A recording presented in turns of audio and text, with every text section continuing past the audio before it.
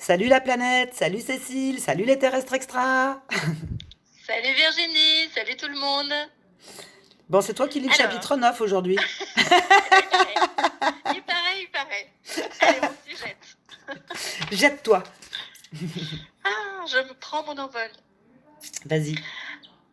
Fletcher Lynn, le goéland, était très jeune encore et convaincu qu'aucun oiseau n'avait jamais été traité aussi durement que lui, ou avec autant d'injustice, par aucune communauté. Peu m'importe ce qu'ils disent, pensait-il, farouche, et sa vue se brouillait de larmes cependant qu'il volait vers les falaises lointaines. Le vol, c'est tellement autre chose que de sautiller d'un point à un autre en battant des ailes. Un moustique peut le faire. Un seul petit tonneau bien barriqué autour d'un ancien pour rire un brin, et me voilà réduit à la condition d'exclu. Sont-ils aveugles? Sont-ils incapables de penser à la gloire que ce serait pour nous que d'apprendre vraiment à voler? Je n'ai cure de ce qu'ils pensent. Je leur montrerai ce que c'est que de voler. Je serai un vrai hors-la-loi si c'est cela qu'ils cherchent, et je leur ferai regretter. C'est alors que la voix s'insinua en lui, et bien qu'elle fût très douce, elle le fut sursauter si violemment qu'il perdit l'équilibre. Ne les juge pas trop sévèrement, Fletcher, le goéland. En te rejetant, les autres goélands n'ont fait de tort qu'à eux-mêmes.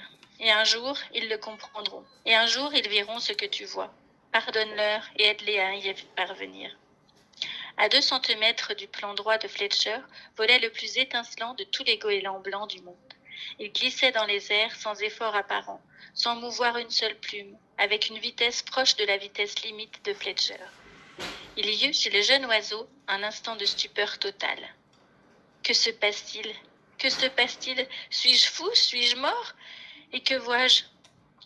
Basse et calme, dans sa pensée en quête d'une réponse, la voix interrogea. Fletcher Lynn, le goéland, veux-tu voler? Oui, je veux voler. Fletcher Lynn, le goéland, veux-tu voler au point d'oublier les tiens et apprendre, puis revenir un jour vers eux les aider? Aussi blessé dans son orgueil que fut Fletcher le goéland, il ne pouvait mentir à cet être magnifique. Oui, je le veux, murmura-t-il. Alors, Fletcher, lui dit l'être éblouissant dont la voix était empreinte de bonté, commençons par le vol en palier. Ouais. Il a bien fait de redescendre, Jon. Il a trouvé un pote. Oui, c'est ça, l'aventure peut continuer. C'est ça. Que de rebondissements! C'est magnifique. Comme quoi, hein, il a vraiment suivi son intuition et c'était plus fort que lui et il a bien fait de s'écouter vraiment jusqu'au bout quand même, ce fameux Il a goéland. bien fait. Il a bien fait. Comme quoi, il n'y a que sa petite voix qui est juste. Hein. Mm.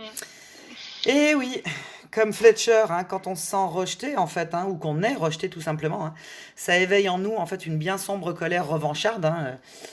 Donc, c'est un petit peu ce qu'il vivait au début du chapitre. Là. Et en fait, il faut simplement comprendre que tous ceux qui jugent parlent d'eux-mêmes. Et la peur vient de l'ignorance. J'en reviens toujours à ça. Et oui, c'est sûr.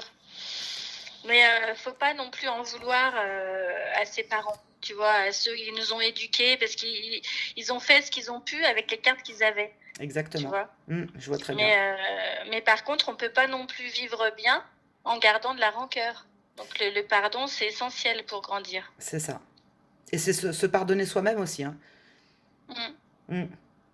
Se concentrer sur la voie du cœur qui ouvre l'esprit plutôt que de nourrir la peur par bien des chemins et qui nous enferme en fait dans un vide profond en soi.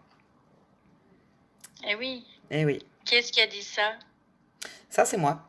Ah, c'est toi. Mais par contre, j'ai une petite phrase sympathique que j'aime bien, un petit clin d'œil à Karine au passage. C'est ta mission, être si occupé à aimer ta vie que tu n'as plus le temps pour la haine, les regrets ou la peur. Eh ben voilà. Voilà. C'est ça. Tu peux rejoindre les grands philosophes. Merci beaucoup. Mais la petite dernière, là, c'était pas moi. Hein. Je n'arriverai Mais pas oui, je sais, j'ai à bien prononcer compris. son nom, mais voilà.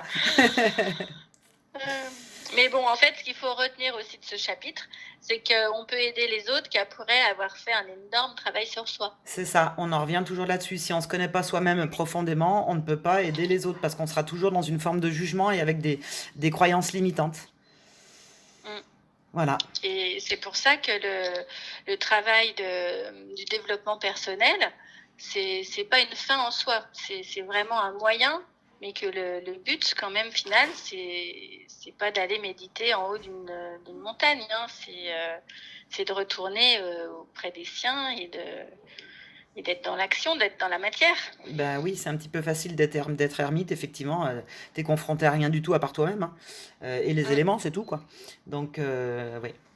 Par contre, c'est vrai qu'on Bah, a, on a même, intérêt à être bien aligné parce que sinon on est sacrément ballotté, hein. Mais ouais. oui, C'est, mais c'est pour ça que voilà, on se solidifie et puis une fois qu'on se sent prêt, on peut aller dans l'arène. c'est ça. La vie est une jungle. Mhm.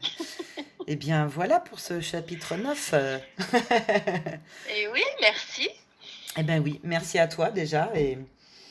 Et puis, bah, merci à tout le monde, tous ceux qui nous écoutent. Et à tout Merci à tout bientôt. le monde, ouais.